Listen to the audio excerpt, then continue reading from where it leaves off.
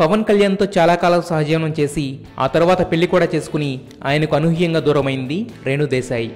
అయినా ఇప్పటికీ పవన్ అభిమానులు ఆమెను వదిన అని పిలుచుకుంటారు. పవన్ రేణుల కొడుకు అకీరానందన్ని తమ ఫ్యూచర్ స్టార్గా ఊహించుకుంటారు.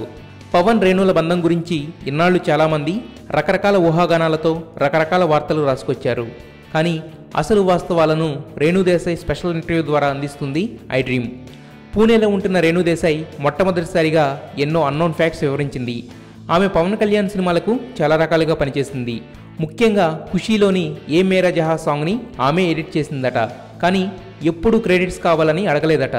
చిన్నప్పటి నుండి టామ్ బాయ్గా పెరిగిన ఆమె మొట్టమొదటిసారిగా లవ్లో పడింది పవన్ కళ్యాణ్తోనే. జీవితంలో మరో పెళ్లి చేసుకునే ఉద్దేశం మాత్రం లేదట. ఎందుకంటే పవన్ అభిమానులు ఇప్పటికీ ఆమెనే వదిన అని ఆప్యాయంగా పిలుచుకుంటారు. తాను వేరే వాళ్ళని పెళ్లి చేసుకుంటే వాళ్ల పిలుపుకు దూరం అవుతా అంటూ సిన్సియర్గా చెప్పింది. ఆమె ప్రస్తుతం సినిమాల ప్రొడక్షన్కు దూరంగా ఉండడానికి గల కారణాలు, అలాగే తమ పిల్లలు అకీరా ఆద్యాల టాలెంట్స్ గురించి, ఇంట్రెస్ట్ల గురించి ఎన్నెన్నో విషయాలు చెప్పుకొచ్చింది.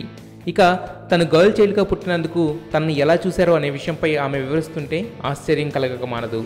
అలాగే పవన్ కళ్యాణ్ సినిమాలలో మళ్ళీ ఒక సినిమాను రీమేక్ చేస్తూ అందులో నటించే అవకాశం వస్తే ఏ సినిమాను చూస్ చేసుకుంటారు అంటే ఎవ్వరూ ఊహించని ఆన్సర్ చెప్పింది. ఈ విధంగా ఇన్నాళ్లుగా గాసిప్పులుగా ప్రచారం జరుగుతున్న వాటి వెనుక నిజాలు, ఇప్పటి వరకు తనలో తాను దాచుకున్న వాస్తవాలను మొట్టమొదటిసారిగా అందరికీ తెలియపరిచింది Renu Desai in dialogue with Prema.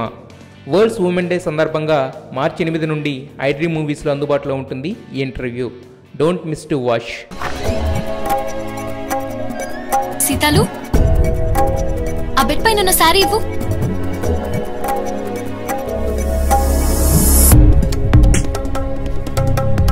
Cream రాసుకుంటున్నానే, నువ్వు కట్టే.